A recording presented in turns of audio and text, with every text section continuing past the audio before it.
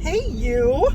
It's Friday. I'm on my way to Zach's, and I thought a fun topic we can discuss today is about relationships. How can we cultivate and bring forth kind of the sexy and the intimacy back into your relationships? Now, recognize that intimacy does not mean sex. It does not mean sexual arousal. Intimacy is creating those moments between you and your partner, your husband or wife, that elicits that point where you do find. Oops, here's my son's team. Just past them. Where you elicit that type of connection, that deep loving connection with each other, that of course in the future does bring upon sex. So intimacy could be something that one of your partners comes home from work, and before you used to rub their feet, and then now because of everything that happens in life you stop rubbing each other's feet. Or it could be something as simple as before you used to write little notes in their briefcase and let them know how much you love them, or you send a little message or a little text letting the individual, your partner, know how much you love them or you miss them or you find something sexy about them, and all those things have stopped. That is a great way. Those simple teeny tiny things are a great way to introduce that intimacy into your relationship. The second thing is that statistically, couples have sex once or twice a week. If you happen to be a person or couple that doesn't have sex twice a week, then the question, you might say, national average, all things being equal and you're healthy and everything, that why is that not happening? As unsexy as scheduling sex into your mutual calendar sounds, it is a lifesaver because it does two things.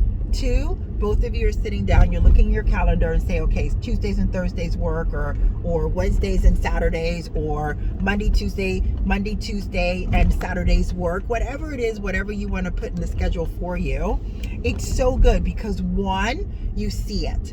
And the great thing about psychology is when you write something down into a calendar and you look at it all the time and you read it, you start thinking about it. So it makes your body start feeling a certain kind of way when you see that you have it in the calendar. Plus, this beautiful sensation of what's coming up is very arousing for both you and your partner. So it's such a great little tool of just being able to say, oh my God, I don't have time to do this. And the thing is, we do have time. Let's be honest, we're adult here, right? From beginning to end, the whole thing takes 10 minutes. I mean, come on, right? So we can all have 10 minutes to come together and create a beautiful ambiance and connection with our partner. Thirdly, what is super interesting is the fail of most relationships, without sexual abuse and, physical abuse or emotional abuse, nothing like that. But the number one reason why there's a breakdown and divorce or breakup in any relationship is because one partner doesn't feel heard in their relationship. So a great way to combat not feeling heard in a relationship is sitting down with your partner and recognizing how is it that one person or the other can speak more clearly and concisely. And this is the thing, guys. Communication is a skill. If it's something that you're not good at, it's not your partner's responsibility to teach you how to speak more clearly and concisely. It's your responsibility to learn how to speak more clearly and concisely and to really state what you want in a relationship. Relationships, in whatever form they are, it's about compromise, it's negotiations, it's about love, it's about give and take. Plain and simple. It doesn't matter what it is. So if you find yourself that you're in a position where you're not able to clearly express how you feel or what you want, then it's going to see a therapist, going to see a life coach like myself, going to see reading books, personal health books, personal development books that specifically are written on the topic of how do you learn how to communicate more effectively. And fourthly, the most important thing is to be easy, because this is a fun fact. The way that you are in your relationships, your partner, your husband, your wife, whether you want to acknowledge it or not, is the same way that your mom and your dad were with each other, or your grandparents, whomever raised you, right? Because that is who we emulate. It's who we saw on the daily basis. The way that our parents, maybe they screamed and yelled at each other, and perhaps that's what you do in your relationship.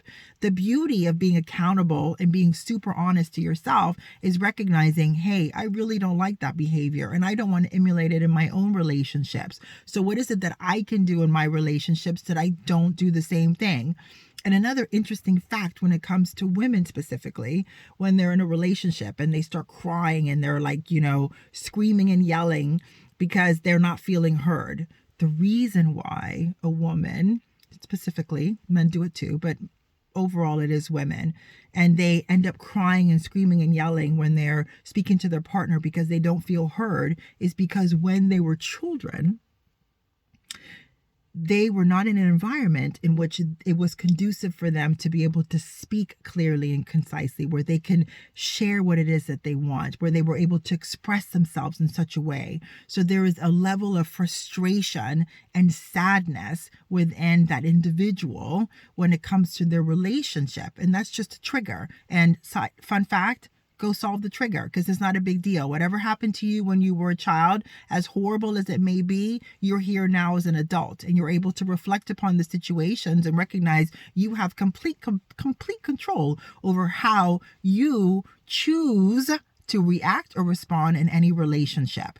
So as you're going forward and you recognize that there are points in your relationship that aren't working the way that you would like them to be, or perhaps you're not representing yourself in your relationship the way that you want to do, remember, it's just a skill set. It's something easy to learn. If it's something that you guys want to talk about here on the Fantastic our platform, let me know, because I'm happy to do like a little series of videos on how you can create more intimacy in your relationships, how fun little tips that you can learn how to communicate more effectively in your relationships, and like cute little tips that are really simple and easy, that only come from life experience, but also comes from so many years as doing what I'm doing. And God, thank you, having amazing success with my clients. So I trust that these fun little tips about increasing intimacy in your relationships, holding yourself more accountable and being able to express yourself more clearly and concisely, and recognize that it's just a skill set, or being able to understand that, wow, the behavior that I exhibit in my relationships is something that I'm emulating from my past relationships. And if I don't like it, how do I change it? You just recognize that it's all about honesty and being accountable to yourself.